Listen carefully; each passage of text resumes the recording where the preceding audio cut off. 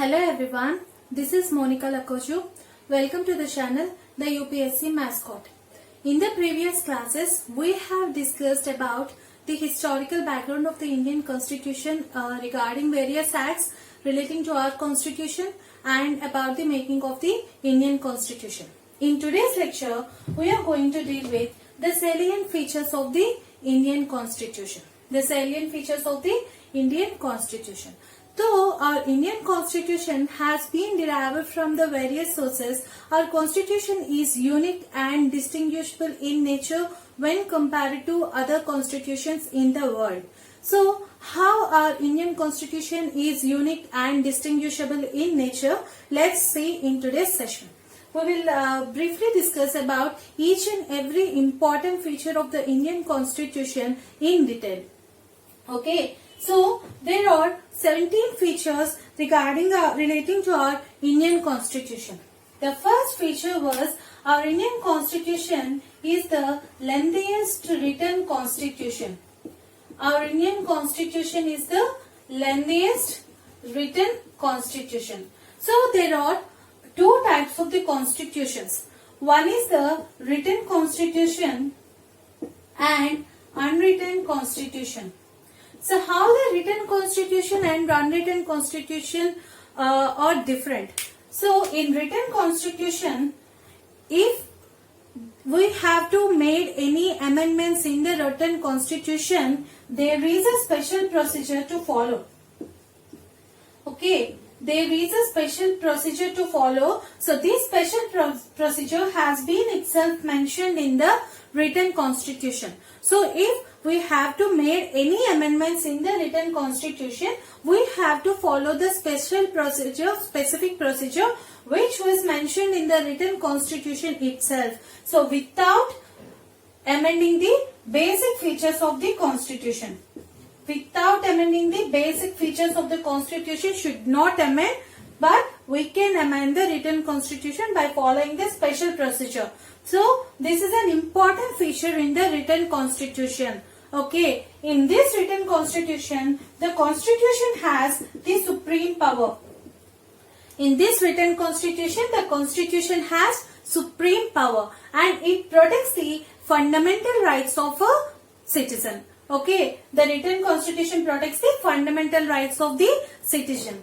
When we see about the unwritten constitution, so just like, if we have to amend in the ordinary laws, so if there is any amendments in the ordinary laws, what will the procedure we will follow? In the same manner, we can amend the unwritten constitution. Okay, so this is the major difference between the written and the unwritten constitution. So, we can amend the unwritten constitution just like in the ordinary legislative process. Just like in the ordinary laws, we can make amendments in the unwritten constitution. And written constitution is a single document and unwritten constitution is not embodied in a single document.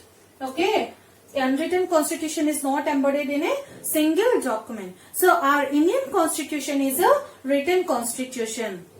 Okay, so up to here it's okay. There are two types of constitutions. One is the written constitution and unwritten constitution. So, example for this written constitution was American Constitution and the unwritten constitution was the British Constitution. So, our Indian Constitution is a written constitution. And our Indian Constitution is the lengthiest one. How our Indian Constitution has become lengthiest one? So, in 1949,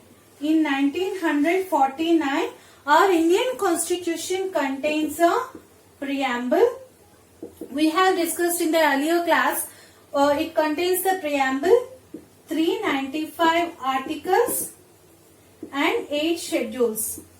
Okay, these 395 articles has been divided into 22 parts earlier in 1949. But present, our Indian Constitution contains preamble. Okay, there are so many articles have been added in our Indian Constitution. So, present we have the 470 articles which was divided into 25 parts and 12 schedules. Okay, and 12 schedules. So present our Indian constitution contains 470 articles which divided into 25 parts with 12 schedules and a preamble. So since 1951 we have deleted about 20 articles and we have added 95 articles. We have deleted 20 articles and we have added 95 articles. That means we have deleted one part of the constitution and we have added 4 parts of the Indian constitution. So what are the 4 parts we have added? That is the 4A, 9A, 9B and the 14A. So relating to the municipalities, panchayats and the cooperative societies, we have added the 4 parts in our Indian constitution. So our constitution has become a lengthiest one with a preamble, 470 articles and 12 schedules. So where our constitution has become a very lengthiest one? What are the factors contributed for this lengthiest Indian constitution? First of all, we all know that our India is a very vast country. So geographical area is one of the factor which contributed our Indian constitution a lengthiest one. And the second one was we have derived the Indian constitution from various sources and from the Government of India Act 1935. So nearly 250 provisions have been derived from the Government of India Act 1935. Government of India Act 1935. That means historical factors has been influenced in our Indian constitution which made it a lengthiest one. Okay. And there is a single constitution for both center and states. Okay, we have a single constitution for both center and states. And the fourth one was there are so many lawyers in the Constituent Assembly while making our Indian constitution. For example, in police station, if any FIR has been filed for a case and that case has been taken up by a lawyer, how the lawyer will study that case? Okay, how the lawyer will study that case? The lawyer will derive each and every term which involved in that particular case and he made it a bulky document, a single document. Okay, he will prepare a single document which looks bulky. So like that, in our Constituent Assembly, while making the Indian Constitution, there are several lawyers in our Constituent Assembly which made our Indian Constitution, a lengthiest one. Okay, these are the 4 factors which contributed our Indian Constitution as a lengthiest constitution. One is the geographical factors and the second one is the historical factors. That means Government of India Act 1935 and the single constitution and the domination of the legal luminaries. Okay, legal lawyers. So this is about the first feature, that is the lengthiest written constitution. Our Indian constitution is a lengthiest written constitution. And the second feature was, so what is the second feature? We have derived our Indian constitution from various sources.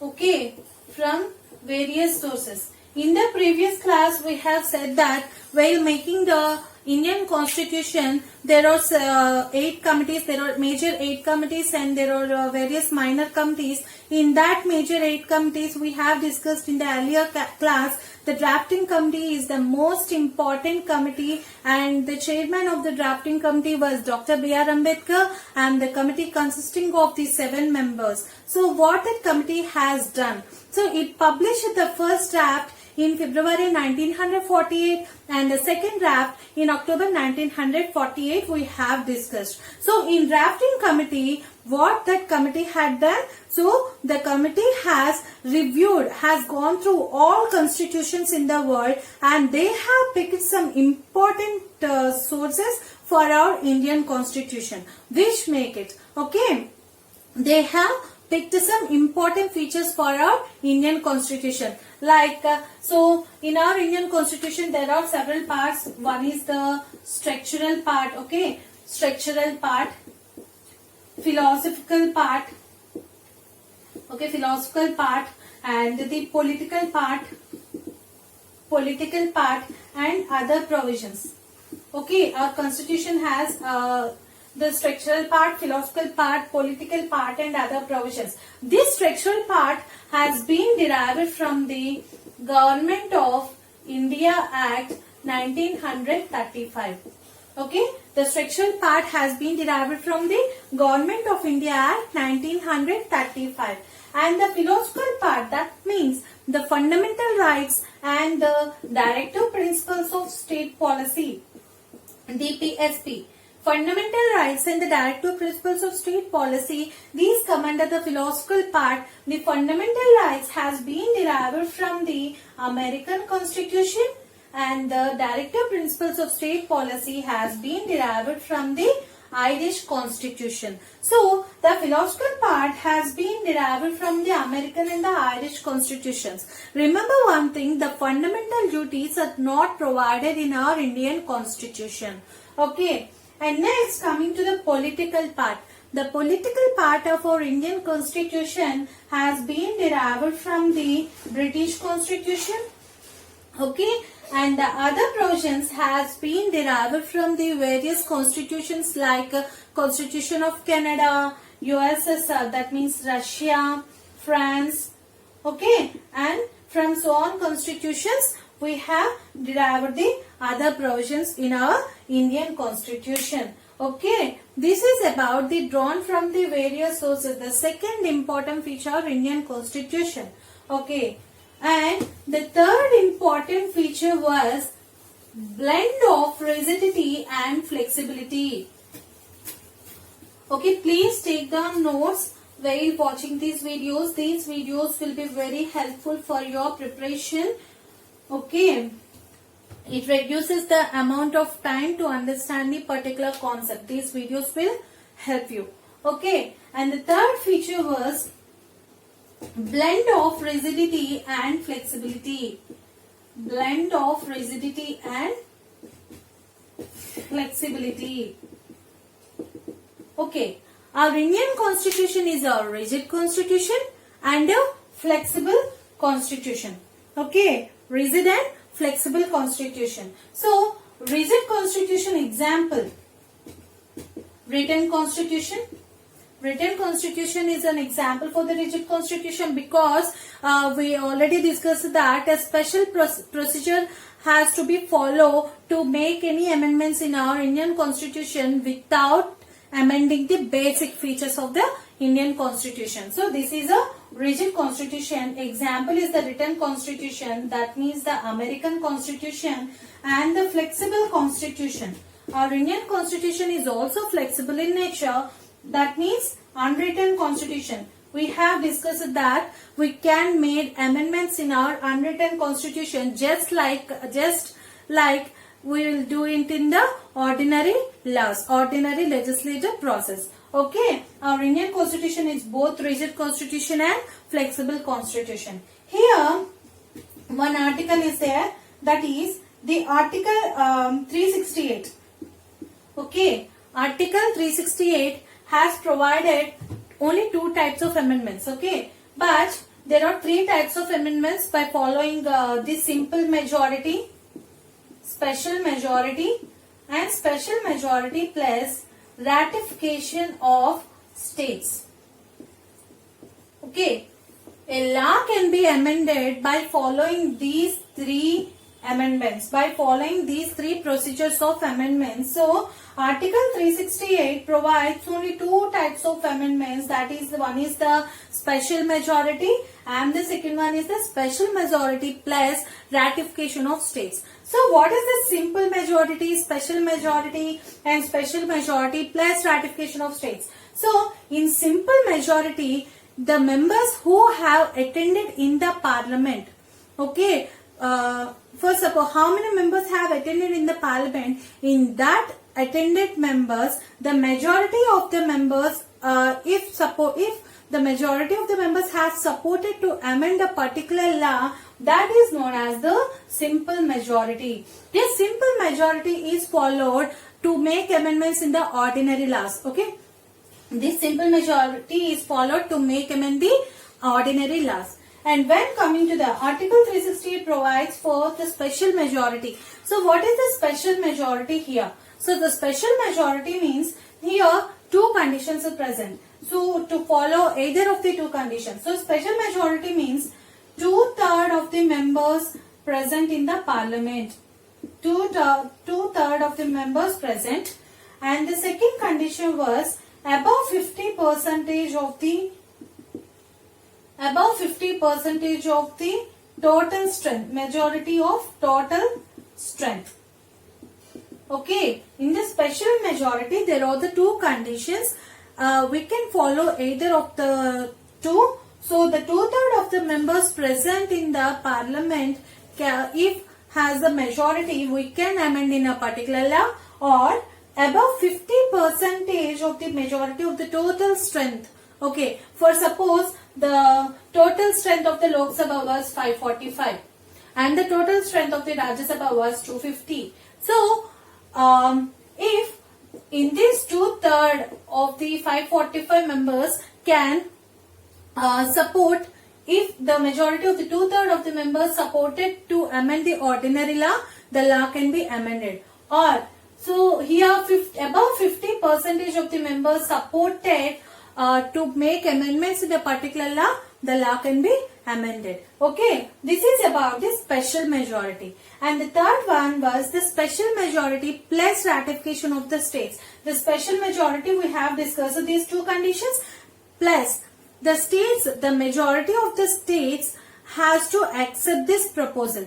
Okay, the majority of the states has to accept this proposal.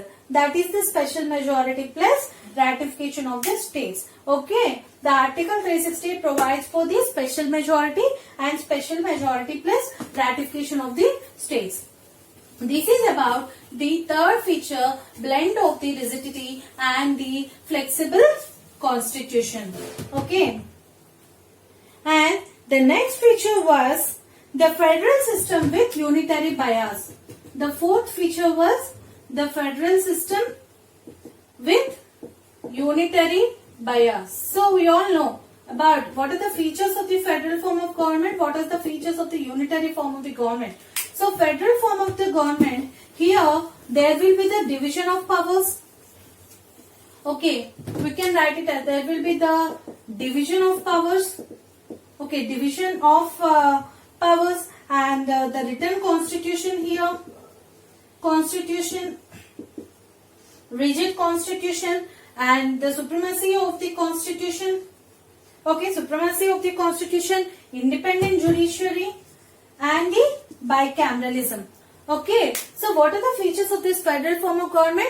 There will be the division of the powers, a written constitution, rigid constitution, supremacy of the constitution, independent judiciary, and the bicameralism. When coming to the unitary form of the government, here strong center, okay, single citizenship, flexible constitution, and the unwritten constitution. Okay, these are the features we have incorporated in our Indian constitution. We have incorporated in our Indian constitution. And the next feature was the parliamentary form of the government. Okay, the fifth feature was the parliamentary form of government. So we all know that there are two types of the governments. One is the parliamentary form of the government and the presidential form of the government. So what is the difference, major difference between the parliamentary and the presidential form of the government? In parliamentary form of the government, there will be the cooperation and coordination between executive and legislature. Okay, there will be the cooperation and coordination between the executive and legislature in the parliamentary form of government. And in the presidential form of the government, there will be the separation of powers. Okay, separation of powers between the executive and legislature. Okay, there will be the separation of powers between the executive and legislature. So this parliamentary form of the government, also known as the Westminster model of the government, or the prime ministerial model of the government. Okay, so our Indian constitution is about the parliamentary form of the government. Okay, and the next feature was the synthesis of the parliamentary sovereignty and the judicial supremacy. Next feature was synthesis of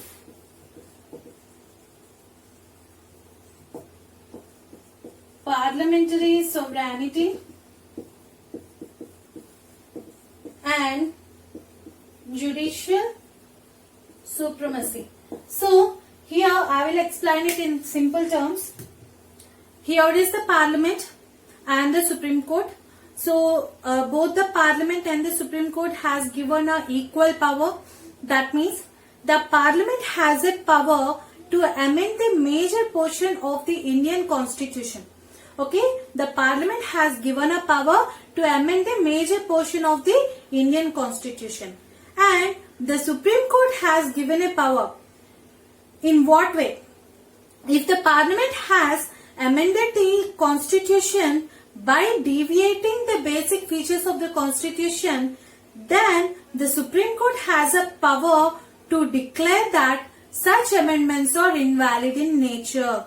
Okay, if the Parliament has deviated the basic features while amending the major portion of the Indian Constitution, then the Supreme Court has given a power to declare that the amendments are invalid in nature. That means the Parliament has to amend the Constitution without deviating the basic features of the Indian Constitution. That is about the synthesis of the parliamentary sovereignty and the judicial supremacy. That means an equal power has given between the Parliament and the Supreme Court. Okay, that is the synthesis of the parliamentary sovereignty and the judicial supremacy. And the seventh feature was integrated and independent judiciary.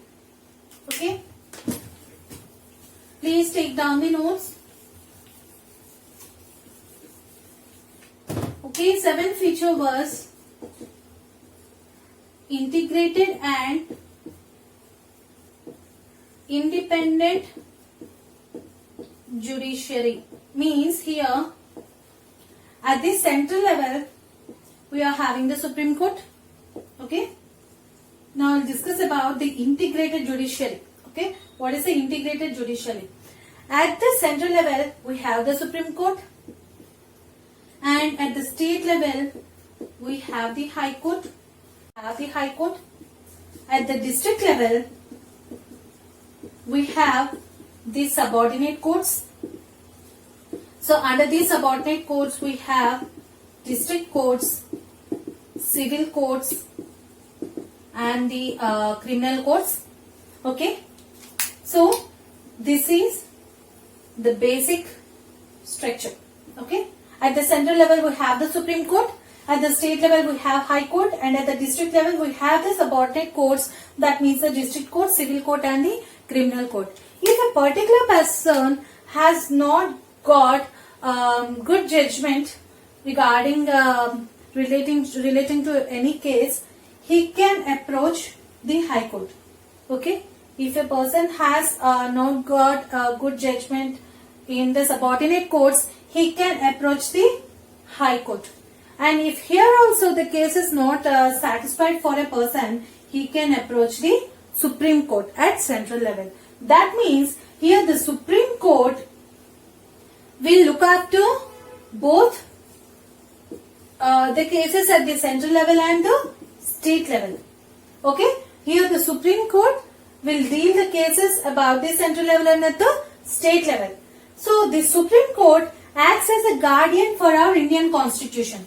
Okay, the Supreme Court acts as a guardian for our Indian Constitution, and it acts as a guarantee for the fundamental rights of a citizen. Okay, Supreme Court acts as a guarantee for the fundamental rights of a citizen. This whole thing is known as the integrated judiciary. This whole thing is known as the integrated judiciary. That means the Supreme Court is responsible for both central and at the state level. Okay, this is about the integrated judiciary. And then what is the independent judiciary? Okay, what is about the independent judiciary? In independent judiciary, we can see that tenure of judges. Okay, this is an independent decision. Tenure of judges and the judges' salaries. Okay, judges' salaries, perks, allowances can be drawn from the Consolidated Fund of India. Consolidated Fund of India. Judges' salaries have been taken from the Consolidated Fund of India. And if a judge has retired, he should not go for private practice. He should not go for private practice. Okay, this is strictly no. Okay, so these are the independent decisions regarding the judiciary. Okay, so we have discussed about the integrated judiciary and the independent judiciary. Up to now we have discussed about the 7 features, and the next one was, okay, please take down the notes. And the next feature was the fundamental rights. Okay, fundamental rights. We all know there are the 6 types of the fundamental rights. Right to freedom, okay, right to equality, right to freedom, right against exploitation, okay, cultural, right to freedom of religion, cultural and educational rights, right to constitutional remedies. We will briefly discuss about the fundamental rights in the further classes. Okay, so the fundamental rights is one of the features of our Indian Constitution. If a particular person, okay, the particular person can reach to the Supreme Court for restoration of his fundamental rights. Okay, the particular person can reach to the Supreme Court for restoration of his fundamental rights. Then the Supreme Court can issue the writs of the habeas corpus. Okay, can issue the writs of the habeas corpus, mandamus, okay, and so on. Okay, the Supreme Court can issue the writs of the habeas corpus, mandamus, quo warranto, and so on. Okay, if a particular person can reach to the Supreme Court for restoration of the fundamental rights, and the Supreme Court can issue the writs of the habeas corpus, mandamus, quo warranto, and so on. So this is about the fundamental rights. And next, the 9th feature was directive principles of the state policy. So these directive principles of the state policy, so there is no such rule that if there is any violation of the fundamental rights, we can reach to the Supreme Court. But in case of the directive principles of state policy, there is no such rule. If there is no such rule, okay, while violating the DPSP, we can there is no need to reach the Supreme Court here.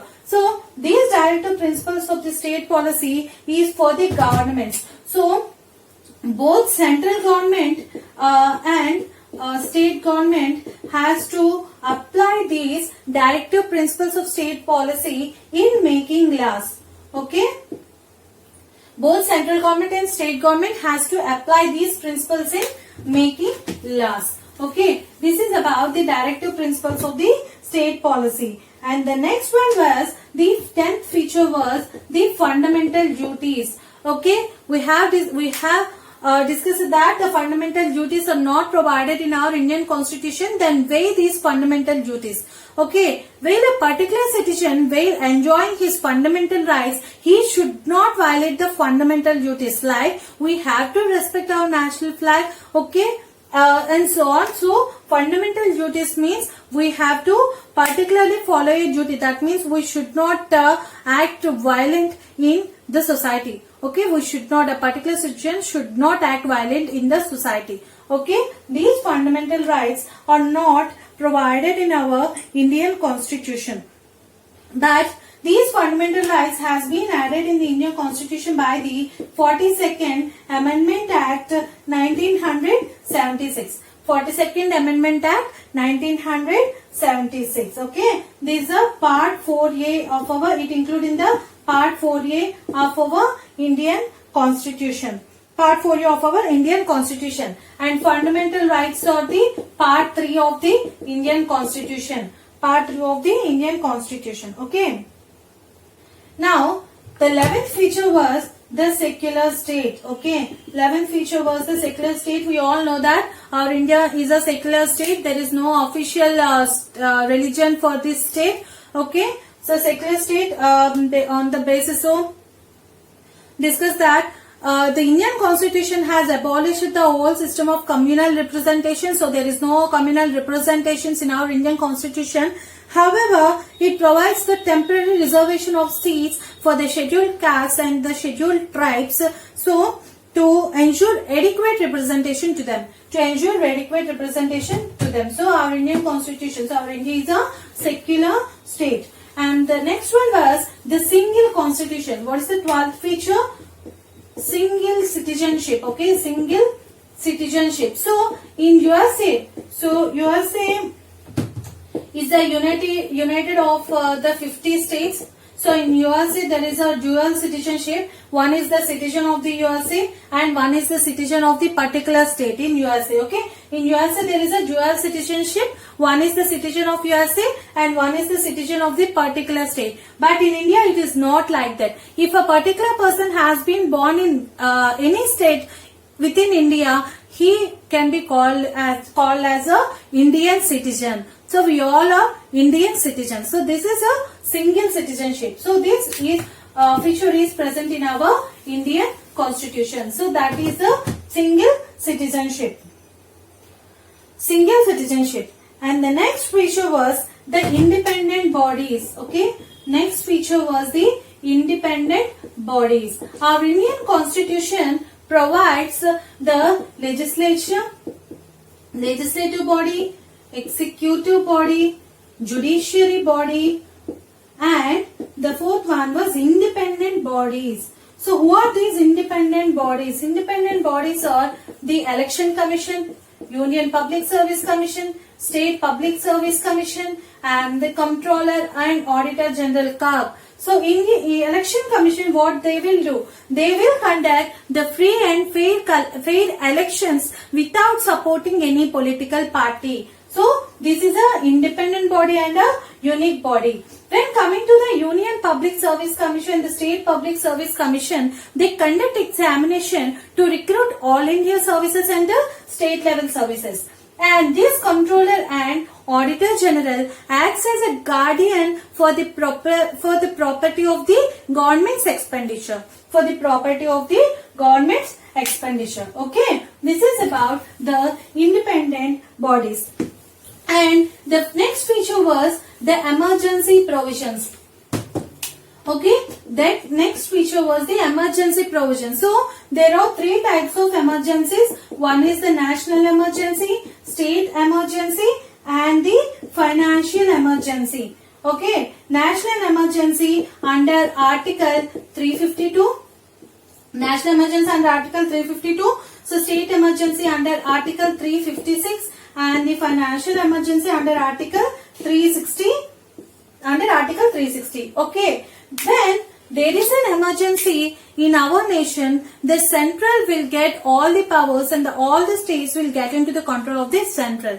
So central level. So this is the feature. So when there is any emergency, there will be the transformation in our political system from federal to the unitary ones. Okay. If there is any emergency in India, the central level will get all the central level will get all powers and all states will get into the control of the center, and there will be the transformation of the political system from the federal to the unitary one, which is a unique feature in our Indian Constitution. Which is a unique feature in our Indian Constitution. And next, the 16th feature was there is a three-tier government.